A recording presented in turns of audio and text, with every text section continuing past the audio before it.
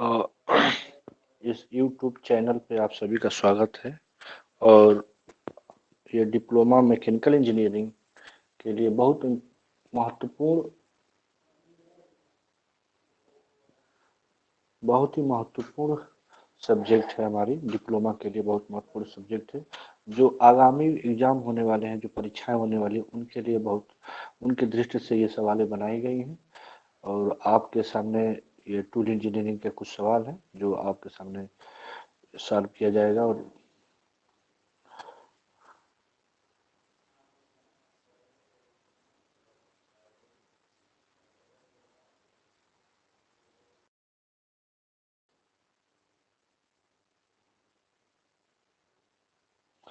और यूट्यूब के online channel पे आप सभी का स्वागत है। और ये टूल इंजीनियरिंग सब्जेक्ट जो मैकेनिकल के लिए काफ़ी महत्वपूर्ण सब्जेक्ट है, जो डिप्लोमा के आगामी एग्जाम के लिए ही बहुत दृष्टि से बनाया गया है। और ये काफ़ी महत्वपूर्ण कंपटीशन की दृष्टि से भी है, जो काफ़ी सवाल आते हैं इस टूल इंजीनियरिंग से।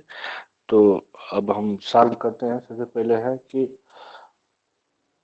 आपको है कि arbor of the milling machine in use to hold correct. Arbor जो होता है वो मिलिंग मशीन में किस पार्ट को होल्ड करता है? तो चार ऑप्शन दिया: स्पिंडल और ओवर आर्म, कटिंग टूल और मेंडल। तो आपको ये बता दें कि मिलिंग कटर होता है, उसको ये होल्ड करता है। ये आपका मिलिंग अर्बर जो होता है मिलिंग कटर को होल्ड करता है।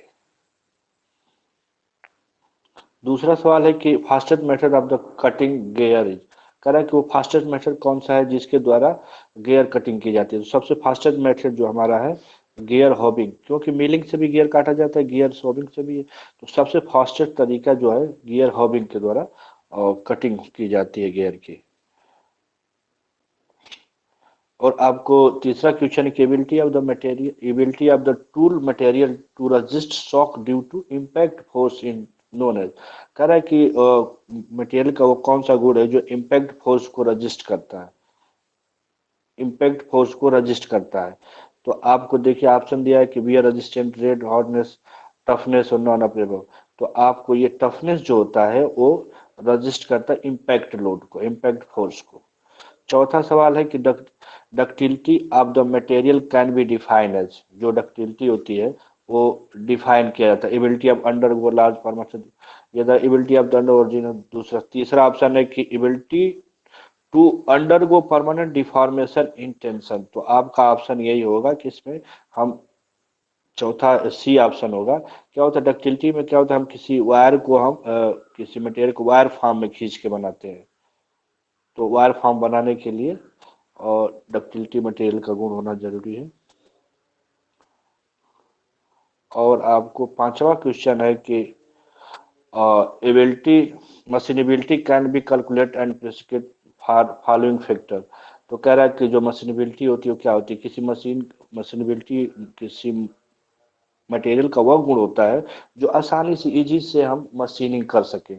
तो टेंसल स्ट्रेंथ भी होनी चाहिए, ब्रिटलनेस हार्डनेस भी होनी चाहिए, शियर एंगल होनी चाहिए। तो ये इसका ऑप्शन होगा ऑल ऑफ एबव, कि चारों ऑप्शन होने चाहिए, इस गुण होने चाहिए मटेरियल में जो आसानी से मशीनिंग की जा सके। छठवां है कि continuous chip can be form when machining. अगर मशीनिंग करते समय किस मटेरियल का जो चिप्स कंटिन्यूअस फॉर्म में निकलता रहता है? तो आप जानते हैं कि कंटिन्यूअस चिप्स क्या डक्टाइल मटेरियल में निकलता है।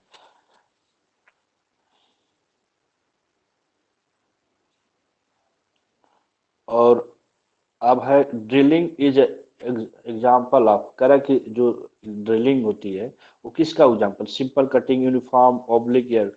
तो आपको बता दें कि जो ड्रिलिंग होता है वो हमारा मल्टी पॉइंट कटिंग टूल होता है। तो ये ऑब्लिक कटिंग होती है इसमें, ऑब्लिक कटिंग।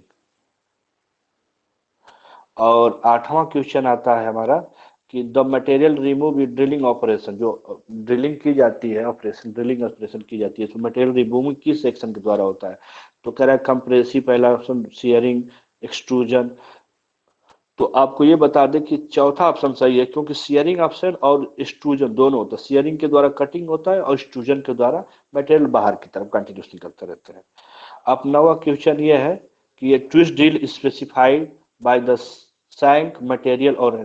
तो कह रहा है कि ट्विस्ट ड्रिल जो स्पेसिफिकेशन की जाती है तो वो तीन पैरामीटर होते हैं। पहली बात तो एक पैरामीटर होता है कि सैंक का, दूसरा होता है मटेरियल, तीसरा कौन सा होता है? तीसरा ऑप्शन ये होगा कि हमारा ये जो डायामीटर होता है, ये डायामीटर ये हमारा स्पेसिफाई करता है किसी ट्विस्ट ड्रिल को।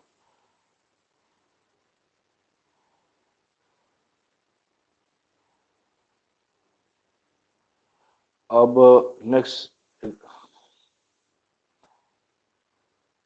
जो next grinding operation is use for, correct. Grinding जो ऑपरेशन की जाती है किसके लिए? तो शेपिंग, ड्रेसिंग, फॉर्मिंग, तो ये फिनिशिंग प्रोसेस होती है आपकी ग्राइंडिंग से। और आपको 11वां क्वेश्चन है कि slow plastic deformation of the metal under the constant stress in known as, कह रहा है कि जो स्लो डिफॉर्मेशन हो और कांस्टेंट लोड की वजह से, तो उस हम जो ये होता है क्रीप होता है, क्रीप की वजह से परमानेंट डिफॉर्मेशन हो जाता है और लॉन्ग लोड लगने के बाद स्लोली डिफॉर्मेशन होता है और कांस्टेंट लोड। 12वां क्वेश्चन है कि which of the following in hardest known material, कह कि हार्डेस्ट मटेरियल बताइए कौन से हार्डेस्ट सबसे होता है? तो cementite, carbide, ceramic, cubic, boron, nitride और हमारा डायमंड। तो सबसे जो हमारा हार्डेस्ट मटेरियल होता है वो डायमंड होता है। सबसे हार्डेस्ट जो मटेरियल हो गया वो डायमंड होता है। तो 13 क्वेश्चन है हमारा। 13वां कि which type of the cutting tool have wild application on lathe, कह रहा है कि यहाँ पे वाइल्ड एप्लीकेशन में यूज किया जाता है। तो कौन सा? Single point cutting, multi point, both A and B and. तो सबसे वाइल्ड यूज होता है हमारा single point cutting tool lathe machine पे। 14वां आता है कि which of the following in the example of the multi point cutting tool, कह रहा है कि मल्टी पॉइंट कटिंग टूल का कौन सा एग्जाम्पल है? तो आपको ये बता दें कि मिलिंग कटर भी मल्टी पॉइंट कटिंग होता है, रिमर भी होता है, ब्रोचिंग टूल। तो इसका डी ऑप्शन सही होगा, तीनों ही होते हैं, all of A and B.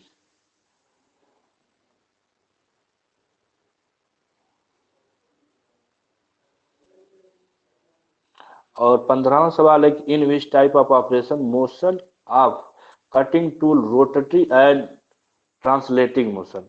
तो मिलिंग मशीन में हमारी रोटरी मोशन होती है, प्लेनिंग में भी, और ड्रिलिंग ड्रिलिंग ऑपरेशन ऐसा होता है कि ड्रिलिंग में क्या होता है कि एक हमारी ये टूल रोटेट भी करता है और ट्रांसलेटिंग भी करता है। तो ये काफी बार पूछा गया सवाल है, इंपॉर्टेंट सवाल है। देर आर 16वां की the cutting tool wear due to, जो कटिंग टूल होता है उसमें बियर डेवलप होते हैं। कौन कौन से बियर होते हैं? तो एज बियर भी होते हैं, क्रेटर बियर होते हैं, फ्लैंक बियर होते हैं। तो ये चारों प्रकार के बियर डेवलप होते हैं कटिंग टूल में।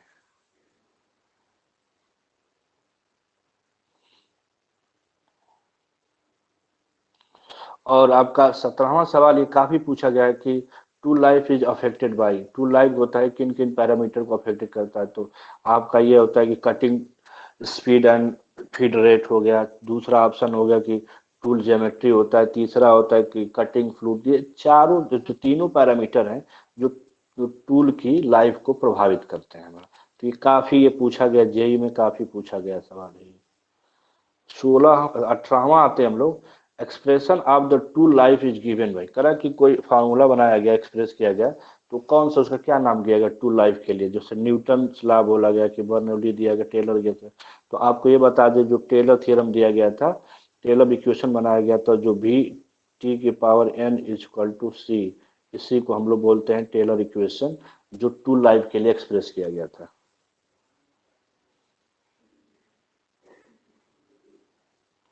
और 19वां सवाल है कि in the type of milling maximum fraction in causes, करा कि कौन सी मिलिंग में सबसे अधिक मैक्सिमम फ्रैक्शन होता है?